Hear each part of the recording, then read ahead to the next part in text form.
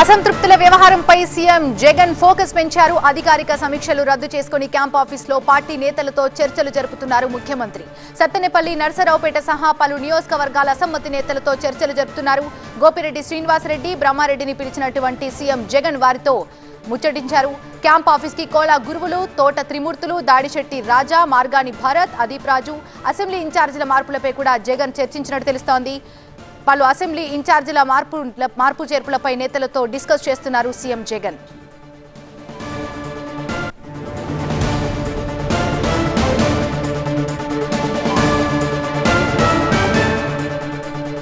ఇదిలా ఉంటే YCP assembly, parliament అభ్యర్థుల జాబితా తుది దశకు చేరుకుందని చెప్పాలి. అభ్యర్థుల తుది జాబితాపై సీఎం జగన్ కసరత్తు ముమ్మరం చేస్తున్నారు. 4 రోజుల్లో అభ్యర్థుల తుది జాబితా విడుదల చేసే అవకాశాలున్నాయి.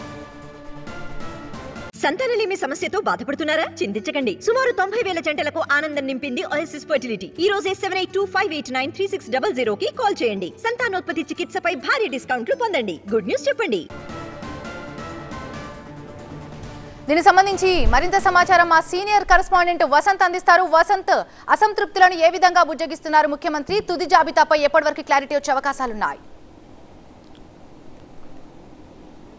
ఒకవైపు అసెంబ్లీకి సంబంధించి, పార్లమెంటుకి సంబంధించి అభ్యర్థుల కసరత్తు పూర్తి చేస్తున్నారు. ఇప్పటికే సమన్వయకర్తల నియామకం కావచ్చు, పోటీ చేసే అభ్యర్థులకు సంబంధించి ఆ జిల్లాల నేతలు ఎవరుతున్నారో వారందరికీ కూడా పూర్తిగా వైఎస్ఆర్ కాంగ్రెస్ పార్టీ అధిష్టానం క్లారిటీ ఇచ్చేస్తుంది. ఈ నేపథ్యంలో నియోజకవర్గాల వారీగా కొంతమంది అసంతృప్త నేతలు కావచ్చు, కొంతమంది సహకరించమంటూ అల్టిమేటాలు జారీ చేస్తున్నటువంటి నేపథ్యంలో వారందరితోటి నేరుగా పిలిచి సీఎం జగన్మోహన్ రెడ్డి మాట్లాడుతున్నారు. క్యాంపు కార్యాలయంలో తన అధికారిక కార్యక్రమాలు మొత్తాన్ని కూడా పూర్తి చేసి ప్రస్తుతం వారందరితోటి చర్చిస్తూ ఉన్నారు.